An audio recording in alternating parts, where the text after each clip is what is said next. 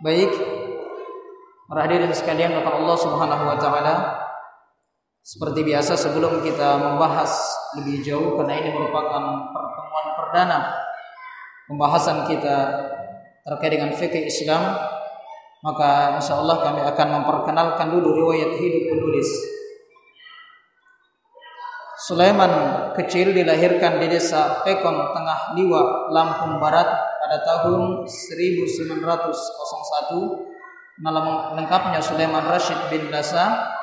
Setelah menyelesaikan sekolah desa di Kota Agung, pendidikan agamanya ditempa oleh Buya Kiai Haji Abbas di perguruan Tuwalib Padang Panjang tahun 1917 sampai 1923.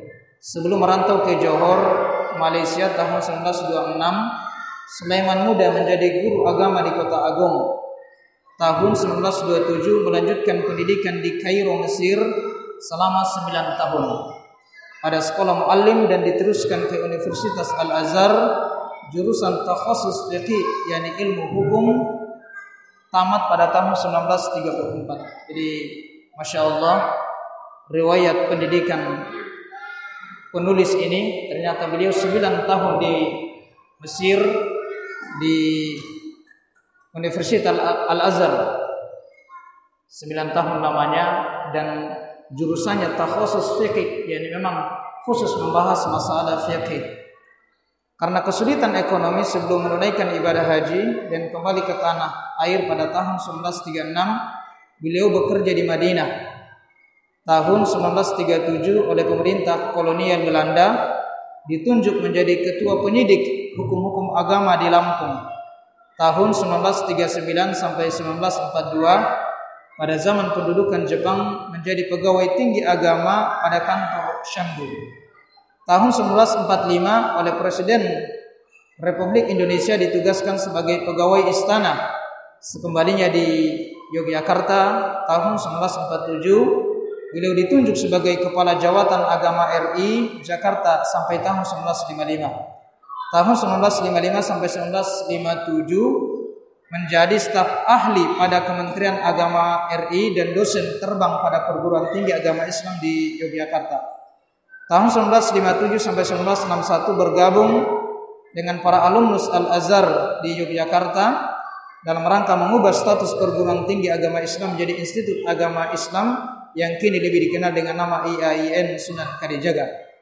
Tahun 1960 oleh Presiden RI beliau ditetapkan sebagai guru besar dalam mata kuliah ilmu fiqih, yang selanjutnya tahun 1961 sampai 1964 ditugaskan ke IAIN Jakarta. Tahun 1964 beliau pensiun dan pulang ke Lampung. Berawal dari dosen tamu 1964 sampai 1968 beliau ditunjuk sebagai pejabat rektor IAIN Lampung. Pada tahun 1926 Januari 1976 Hijriah, Haji Sulaiman Rashid meninggal dunia dalam usia 75 tahun. Jadi Haji Sulaiman Rashid itu meninggal tahun 1976. Sekarang 2022, berarti sudah 121 tahun. Insyaallah. Tapi beliau itu senantiasa dikenang karena ada athar yang beliau tinggalkan, yakni salah satunya adalah kitab fikih. Insyaallah. Dan inilah keutamaan para ulama, mereka mendapatkan pahala yang tiada putus-putusnya. Salah satunya adalah ilmu yang kemudian mereka ajarkan atau kitab-kitab yang mereka tulis kemudian diwarisi dari setiap generasi ke generasi. Jadi walaupun almarhum Kiai Haji Sulaiman Rashid ini telah meninggal dunia, tetapi beliau senantiasa dikenang dan kitab-kitab fikih yang beliau tulis sampai saat ini masih tetap abadi dan kemudian terus dipelajari di berbagai perguruan tinggi sebagai dasar utama untuk kemudian kita mempelajari kitab-kitab fikih. Karya ilmiah almarhum berupa buku fikih Islam ini merupakan pegangan wajib pada perguruan menengah dan perguruan tinggi Islam di Indonesia dan juga Malaysia. Jadi bukan hanya di Indonesia saja ya, tapi di Malaysia juga digunakan kitab fikih ini. Baik, saudaraku sekalian yang melakukan Allah Subhanahu wa taala, insyaallah Ini kita akan rutinkan membahas kitab fikih Islam di Masjid Darul Istiqomah. Ini karena bagi saya adalah wajib bagi kita untuk mempelajari fikih.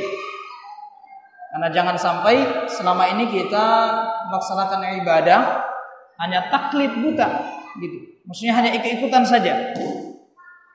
Dan diterimanya amalan kita itu salah satunya adalah kita kemudian paling tidak mengetahui perkara-perkara yang kemudian ketika kita kerjakan kita tahu dasar hukumnya dan cara prakteknya.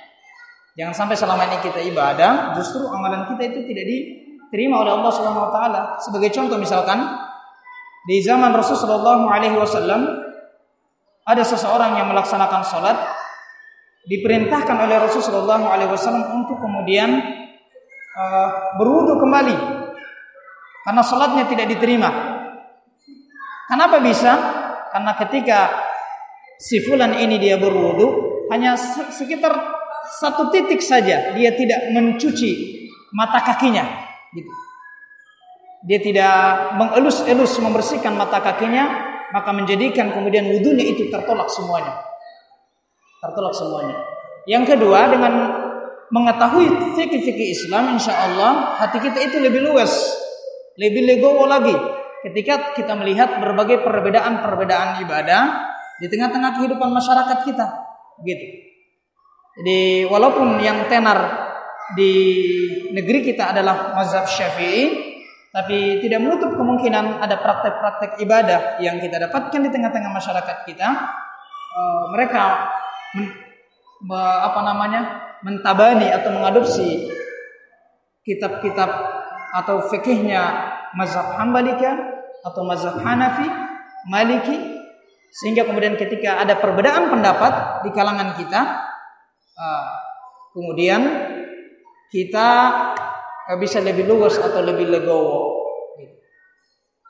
Yang selanjutnya kemudian insya Allah ini akan menjadikan amalan ibadah kita lebih khusyuk. Lebih khusyuk. Baik, para hadirin sekalian, maka Allah Subhanahu wa taala, pertama kita mulai dari pendahuluan. Dengan nama Allah yang Maha Pengasih lagi Maha Penyayang, yang telah mengutus Nabi sallallahu alaihi wasallam untuk menyampaikan agama yang hak, memberi petunjuk kepada segenap manusia ke jalan kebaikan untuk kehidupan di dunia dan keselamatan di akhirat. Hukum dalam Islam itu ada 5. Ini sebagai pendahuluan dari beliau. Yang pertama adalah wajib. Jadi hukum Islam itu ada 5. Pertama wajib, yaitu perintah yang mesti dikerjakan. Jika perintah tersebut dipatuhi, dikerjakan, maka yang mengerjakannya mendapatkan pahala. Jika tidak dikerjakan atau ditinggalkan, maka ia berdosa. Itu yang pertama, wajib. Yang kedua adalah sunnah. Sunnah yaitu anjuran. Jika dikerjakan mendapatkan pahala, dan jika tidak dikerjakan tidak berdosa. Itu sunnah. Yang ketiga adalah haram, yaitu larangan keras. Jika kemudian dikerjakan akan mendapatkan dosa yang sangat besar, dan jika ditinggalkan maka dia akan mendapatkan pahala. Itu haram, yaitu larangan yang sifatnya keras. Selanjutnya adalah makruh, yaitu larangan yang tidak keras. Makruh, larangan yang tidak keras, kalau dilanggar tidak dihukum atau tidak berdosa, dan jika ditinggalkan diberikan pahala. Selanjutnya adalah mubah, yaitu sesuatu yang boleh dikerjakan dan boleh pula ditinggalkan. Kalau dikerjakan tidak berpahala dan tidak pula berdosa. Kalau ditinggalkan tidak berpahala dan tidak pula juga berdosa. Jadi itulah. Jadi hukum di dalam Islam itu ada 5, yaitu wajib, sunnah, haram, apalagi makruh dan mubah. Jadi kalau ingin lebih gampang dipahami, di dalam Islam itu hanya ada 2, perintah dan larangan. Hanya ada 2 dia, perintah dan larangan. Perintah yang sifatnya kuat untuk dikerjakan namanya wajib. Nah, kalau perintah sifatnya tidak kuat untuk dikerjakan namanya sunnah, gitu. Kalau larangan, kalau kuat larangannya haram. Kalau tidak kuat larangannya makruh. Nah, kalau tidak diperintah dan tidak diperintahkan dan kemudian juga tidak dilarang, kedua-duanya, maka tengah-tengahnya itu mubah. Ya, mubah. Jadi seperti itu. Dalil fikih. Jadi ini dalil fikih yang masyhur, yang kita sudah kenal sama-sama, yakni Al-Qur'an, hadis, selanjutnya ijma mujtahidin atau ijma kalangan para ulama, yang selanjutnya adalah qiyas. Dia qiyas. Baik. Hukum-hukum itu ditinjau dari pengambilannya terdiri atas 4 macam. Ini baru masuk pendahuluan ya. Karena insya Allah ini merupakan pertemuan perdana dan kita akan lanjutkan setiap pekannya. Ini karena bersamaan dengan jadwal mengajinya santri-santri santriwati Masjid Darul Istiqomah, insya Allah nanti kita bicarakan kembali. Yang pertama adalah ahkamun musadiruha nususun sarihatun qat'iyatun fi thubutiha wa qat'iyatun fi dalalatiha ala ahkamiha. Hukum yang diambil dari nas yang tegas, yakin adanya dan yakin pula maksudnya, menunjukkan kepada hukum itu. Hukum seperti ini tetap tidak berubah dan wajib dijalankan oleh seluruh kaum muslimin. Tidak seorang pun berhak untuk membantahnya, seperti kewajiban salat 5 waktu, zakat, puasa, haji, dan syarat sah jual beli dengan rela. Kata Imam Syafi'i, apabila ada ketentuan hukum dari Allah Subhanahu wa taala pada suatu kejadian, setiap muslim wajib untuk mengikutinya. Jadi sifatnya wajib dan tidak ada pertentangan sama sekali, yang sudah ditetapkan oleh Allah Subhanahu wa taala. Misalkan di zaman Rasulullah SAW diperintahkan kita untuk melaksanakan salat 5 waktu, maka ini akan berlaku sampai tibanya hari kiamat.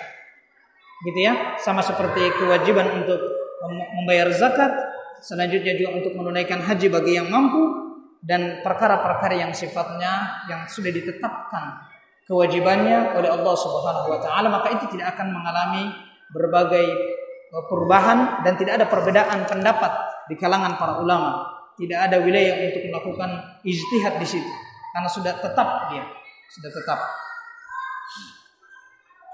Selanjutnya adalah ahkamun musadiruha nususun dhaniyatun fi dalalati ala ahkamiha. Hukum yang diambil dari nas yang tidak yakin maksudnya terhadap hukum-hukum itu. Dalam hal seperti ini terbukalah jalan bagi mujtahid untuk berijtihad dalam batasan memahami nas itu. Jadi kalau saya sebutkan nas, berarti itu yang saya maksud adalah Al-Quran dan As-Sunnah, gitu ya. Tidak boleh melampaui lingkungan nas itu. Para mujtahid boleh mewujudkan hukum atau menguatkan salah satu hukum dengan ijtihadnya.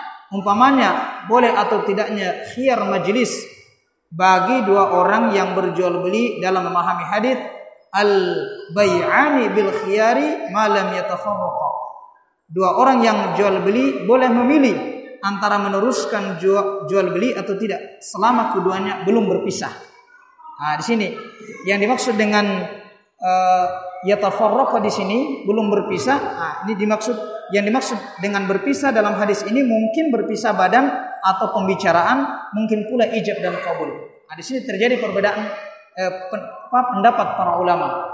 Ada wilayah di sini di mana para ulama kemudian mereka menjelaskan apakah di situ yang dimaksud yatafarraqa itu berpisah badankah, pembicaraan, atau mungkin juga berpisah ijab dan qabul. Dan seperti wajib menyapu semua kepala atau sebagian saja ketika berwudu dalam memahami ayat wamsahu biruusikum, dan sapulah kepalamu. Jadi kalau kita membaca penjelasan beberapa kalangan para ulama itu kan memang ada terjadi perbedaan pendapat para ulama. Ketika kita wamsahu biruusikum, kita menyapu kepala kita ketika kita berwudu. Ada yang berwudu hanya yang penting sentuh saja, gitu ya. Ada yang apakah seluruhnya itu dia sapu ketika dia berwudu, gitu. Kepalanya dia sapu air sampai kemudian dia kembali lagi. Selanjutnya hanya sebagian saja, atau hanya 1/2 saja, atau hanya 1/4 saja. Nah, itu kemudian para ulama mereka berbeda pendapat. Selanjutnya adalah ahkamun lam tadulla 'alaiha nususun la qat'iyatun wala dhanniyatun walakin aqada 'alaiha al-ijma'u mujtahidina fi asri min al-usur. Hukum yang tidak ada nas baik secara qat'i pasti maupun secara zon dugaan, tetapi pada suatu masa telah sepakat ijma atau mujtahidin atas hukum-hukumnya. Telah sepakat para ulama. Contohnya seperti bagian kakek 1/6, gitu ya. Dan batalnya perkawinan seorang muslimah dengan laki-laki non-muslim. Jadi ini bagiannya kakek, misalkan ada cucunya yang meninggal, maka bagiannya kakek dalam pembagian ahli waris itu adalah ini 1/6 bagiannya. Begitupun juga batalnya perkawinan seorang wanita muslimah menikah dengan laki-laki non muslim. Ini adalah ijtima' para ulama. Sepakat semua para ulama. Dan kalau para ulama itu sudah bersepakat, maka kemudian ini sudah menjadi dalil yang kuat untuk kemudian kita jalankan. Jadi dengan sendirinya seorang wanita muslimah dia menikah dengan laki-laki non muslim yang bukan beragama Islam, maka batal itu pernikahannya. Gitu ya. Maka dianggap pernikahannya itu zina selama-lamanya. Kalau ada seorang wanita muslimah kemudian laki-lakinya non muslim, bersepakat semua para ulama, ini merupakan ijtima' atau kesepakatan para ulama, ijma' para ulama bahwa batal pernikahannya. Gitu. Batal pernikahannya. Di sini tidak ada pula jalan untuk ijtihad, maka tidak ada jalan untuk berijtihad. Ini baru pendahuluan ya. Soalnya ini merupakan kitab fikih dasar yang insyaallah sangat lengkap sekali. Bahkan setiap muslim wajib mengakui dan menjalankannya karena hukum yang disepakati oleh mujtahidin itu adalah hukum untuk seluruh umat, dan umat itu menurut sabda Rasulullah SAW tidak akan sepakat atas sesuatu yang sesat. Mujtahidin itu merupakan ulil amri dalam mempertimbangkan, sedangkan Allah Subhanahu wa taala menyuruh umatnya menaati ulil amri. Sungguh pun begitu kita wajib betul-betul mengetahui bahwa pada hukum itu telah terjadi ijma', yaitu sepakat ulama mujtahidin, bukan hanya semata-mata didasarkan pada sangkaan yang tidak dengan penyelidikan yang teliti. Selanjutnya adalah ahkamul lam tadulla 'alaiha nususun la qat'iyyatun wa la dhanniyatun wa lam yan'aqid ijma'un 'alaiha minal mujtahidin fi 'asri minal 'usur. Hukum yang tidak dari nas, baik qat'i maupun dhann. Ini kalau dalil yang qat'i itu dalil yang sudah pasti dia. Kalau dhann itu dugaan. Ya, dhann itu dugaan. Dan tidak pula ada kesepakatan mujtahidin atas hukum itu. Ini poin yang keempat ini dijelaskan di sini seperti yang banyak menghiasi kitab-kitab fikih mazhab yang kita lihat pada saat ini. Hukum seperti ini adalah buah dari pendapat salah seorang mujtahid menurut asas atau cara yang sesuai dengan akal pikirannya dan keadaan di lingkungan masing-masing di waktu terjadinya peristiwa itu. Hukum-hukum seperti ini tidak tetap, mungkin berubah dengan berubahnya keadaan atau tinjauan masing-masing. Maka mujtahid di masa itu atau sesudahnya berhak membantah serta menetapkan hukum yang lain.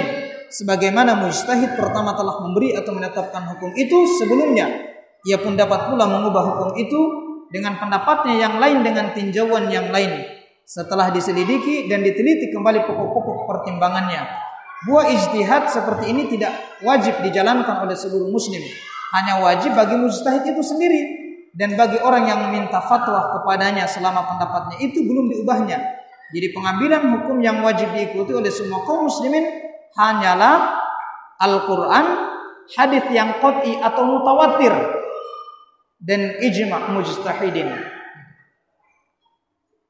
Pada masa Rasulullah SAW masih hidup, segala sesuatu beliau pimpin sendiri. Peristiwa-peristiwa yang terjadi langsung mendapat keputusan dari beliau. Sahabat-sahabat senantiasa beliau beri petunjuk. Ayat-ayat Al-Quran yang diturunkan Allah Subhanahu wa Ta'ala kepada beliau dengan perantaraan Jibril alaihi salam selalu beliau ajarkan dan beliau suruh hafalkan, dan beliau suruh para sahabat untuk menulisnya. Terkadang sewaktu dikemukakan suatu peristiwa kepada beliau termenung, tidak menjawab karena beliau menunggu wahyu dari Allah Subhanahu wa Ta'ala. Setelah beliau menerima wahyu mengenai soal yang sedang dihadapkan kepada beliau itu, barulah beliau berikan kepastian serta beliau jelaskan kepada sahabat-sahabat. Seringkali wahyu itu berisi jawaban atas pertanyaan atau peristiwa yang terjadi serta membawa hukum-hukum yang lain, gitu. Jadi ada beberapa pertanyaan-pertanyaan di zaman Rasulullah SAW kalau ada permasalahan yang kemudian didapatkan oleh kaum muslimin, maka mereka akan langsung bertanya kepada baginda Nabi Muhammad SAW. Dan beliau itu ketika ada suatu pertanyaan tidak akan langsung menjawab. Wa ma yantiqu 'anil hawa in huwa illa wahyu yuha. Tidaklah apa yang disampaikan oleh baginda Nabi SAW itu sesuai hawa nafsunya, bukan, kecuali wahyu yang telah diwahyukan kepadanya. Jadi kalau ada pertanyaan, Rasulullah SAW itu menunggu wahyu dari Allah Subhanahu wa taala, apakah melalui perantara malaikat Jibril alaihi salam, barulah kemudian beliau itu memberikan keputusan hukum mengenai pertanyaan-pertanyaan yang menjadi soalan para sahabat-sahabat terdahulu. Seperti itu. Kalau di zaman Rasul, kalau ada persoalan para sahabat ditanyakan langsung kepada baginda Nabi sallallahu alaihi wasallam. Rasulullah sallallahu alaihi wasallam menerima wahyu kira-kira 23 tahun lamanya. Dalam masa itu selesailah turunnya kitab suci Al-Quran yang mengandung segala petunjuk bagi manusia untuk kemaslahatan dunia dan akhirat. Walaupun tidak dengan secara tafsil atau terinci satu persatu, bahkan banyak ayat yang berupa mujmal, yaitu ayat-ayat yang sifatnya umum, tetapi kemudian dijelaskan oleh Rasulullah SAW ada dengan lisan, dengan perbuatan, dan dengan jalan membiarkannya saja. Begitu. Jadi dalil-dalil yang sifatnya mujmal, umum, misalkan wa aqimus shalah, diperintahkan kita untuk melaksanakan salat, itu kan mujmal, umum. Nah, bagaimana mempraktekannya? Kata Rasulullah SAW, sallu kama ra'aitumuni usalli, salatlah kalian sebagaimana kalian itu melihat saya salat. Nah, gitu. Jadi misalkan kalau salat subuh 2 rakaat, itulah yang dipraktekkan oleh Rasulullah SAW. Walaupun tidak dijelaskan di dalam Al-Quran, tapi dipraktekkan oleh baginda Nabi SAW. Salat apalagi maghrib 3 rakaat, salat zuhur 3 rakaat, salat asar 3 rakaat, salat maghrib dan sampai seterusnya. Itu kemudian dijelaskan langsung oleh dan dipraktekkan langsung oleh baginda Nabi SAW. Atau ada soalan-soalan yang Rasulullah SAW diamkan. Misalkan dalam kejadian tertentu ketika Rasulullah SAW dihidangkan dob, gitu ya. Dob itu seperti biawak, tapi bukan seperti biawaknya kita ya, yang berkeliaran ini di rawa, di samping-samping masjid, bukan. Ya, semacam biawak, tapi dia hidupnya di padang pasir. Maka ketika dihidangkan di hadapan baginda Nabi SAW, beliau itu tidak memakannya, tapi tidak melarangnya, gitu. Dan para sahabat mereka memakannya. Dan ini menjadi ketentuan hukum bahwa memakan dob itu hukumnya boleh, karena didiamkan oleh baginda Nabi Muhammad SAW. Seperti itu. Rasulullah SAW wafat meninggalkan para sahabat yang merupakan alim ulama dan cerdik pandai. Mereka diserahi tugas untuk menggantikan beliau memimpin negara dan rakyat, memajukan agama dan menghukum segala sesuatu dengan adil. Jadi pasca wafatnya Nabi Sallallahu Alaihi Wasallam, kaum muslimin itu terus ada yang mengurus mereka, namanya khalifah, gitu. Jadi khalifah itu bukan yang menggantikan Nabi Sallallahu Alaihi Wasallam dalam hal posisi beliau sebagai nabi, bukan, tapi menggantikan beliau posisinya sebagai pemimpin kaum muslimin. Karena baginda Nabi itu bukan hanya sebagai nabi, tapi dia juga adalah pemimpin di tengah-tengah kaum muslimin. Maka wafatnya baginda Nabi Sallallahu Alaihi Wasallam diangkat pemimpin-pemimpin kaum muslimin. Ada Sayyidina Khalifah Abu Bakar Asy-Siddiq radhiyallahu anhu, ada Khalifah Sayyidina Umar bin Khattab radhiyallahu anhu, ada Sayyidina Utsman bin Affan dan Ali bin Abi Thalib sampai seterusnya. Mereka diserahi tugas untuk menggantikan beliau memimpin negara dan rakyat, memajukan agama dan menghukum segala sesuatu dengan adil. Jadi makanya dijelaskan yang dimaksud dengan para khalifah itu ialah an-niyabatu 'ani Nabi sallallahu alaihi wasallam fi hirasatid din wa siyasatid dunya, yaitu yang menggantikan Nabi sallallahu alaihi wasallam fi hirasatid din, yang menjaga agama ini dan mengatur urusan rakyat dengan syariat yang kemudian telah diajarkan oleh baginda Nabi sallallahu alaihi wasallam. Pengetahuan mereka tentulah tidak sama. Sebagian mereka merupakan alim mutakhassis. Jadi ini perbedaan pemahaman kalangan para sahabat. Ada yang khusus alim mutakhassis, Apa itu spesialis dalam suatu ilmu? Di antaranya ada yang mutakhasis dalam ilmu hukum, ada yang mutakhasis dalam ilmu kenegaraan dan politik, ada pula yang mutakhasis dalam ilmu ekonomi, perdagangan dan seterusnya. Baik, kita sekitar 3 menit lagi ya. Ini insya Allah baru pendahuluan. Nanti pertemuan berikutnya kita akan mulai pas setelah salat maghrib. Dalam menghadapi segala soal, terlebih dahulu mereka memeriksa soal tersebut dalam kitab suci Al-Quran atau hadis yang mereka hafal, tetapi kadang-kadang masalah yang mereka hadapi itu tidak ditemukan nasnya dalam Al-Quran ataupun hadis. Ketika itu mereka saling bertanya. Mungkin yang lain mengetahui hadisnya, sedangkan yang menghadapi peristiwa itu sendiri tidak mengetahuinya. Apabila di antara mereka ada yang mengetahui hadis mengenai peristiwa itu, mereka tetapkan hukum peristiwa itu menurut nas hadis tersebut. Akan tetapi kadang-kadang tidak dijumpai nas yang jelas. Dalam hal seperti ini mereka berijtihad untuk mencari hukum dengan memperbandingkan dan meneliti ayat-ayat dan hadis yang umum serta mempertimbangkan dan menyesuaikan dengan peristiwa yang terjadi, dikiaskan dengan hukum yang sudah ada yang berdekatan dengan peristiwa yang baru terjadi. Jadi itulah kalangan para sahabat, apabila kemudian mereka mendapatkan suatu soalan, mereka tidak tahu hadisnya, maka mereka akan bertanya kepada sahabat-sahabat yang lainnya gitu. Dan jika tidak ada hadisnya, maka kemudian mereka akan melakukan qiyas gitu ya. Jadi qiyas itu menetapkan sesuatu hukum yang belum ada dalilnya, kemudian dikaitkan dengan sesuatu yang sudah ada dalilnya gitu. Itu namanya qiyas, menganalogikan. Contohnya qiyas itu mengkonsumsi narkoba misalkan, itu kan tidak ada di zaman Rasulullah SAW. Nah, dikiaskan dengan meminum minuman khamar gitu ya. Kalau narkoba juga bisa menghilangkan akal gitu, memabukkan, sama juga seperti mengkonsumsi minuman yang beralkohol, dikiaskan gitu. Dikiaskan. Baik, para hadirin sekalian Allah Subhanahu wa taala, para hadirin yang dimuliakan Allah, karena waktu sudah menunjukkan sebentar lagi insyaallah kita akan masuki salat Isya. Sampai di sini dulu pertemuan kita. Insyaallah ini merupakan pertemuan perdana. Adapun kalau ada perubahan waktu insyaallah nanti kita bicarakan kembali. Dan insyaallah ini kita akan senantiasa rutinkan, dan ini semoga dengan membahas kitab fikih Sulaiman Rasyid ini bisa menambah pemahaman kita, dan insyaallah ibadah kita akan kemudian lebih tersistematis gitu ya, terukur, dan insyaallah akan lebih mudah diijabah, diterima oleh Allah Subhanahu wa taala.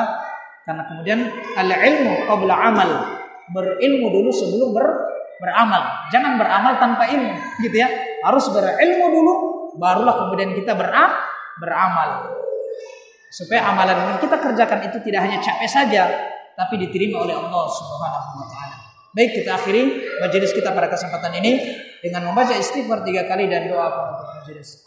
Astagfirullahaladzim, astagfirullahaladzim, astagfirullahaladzim, subhanakallahumma wa bihamdik, asyhadu an la ilaha illa anta, wa astaghfiruka wa atubu ilaik. Wassalamualaikum warahmatullahi wabarakatuh.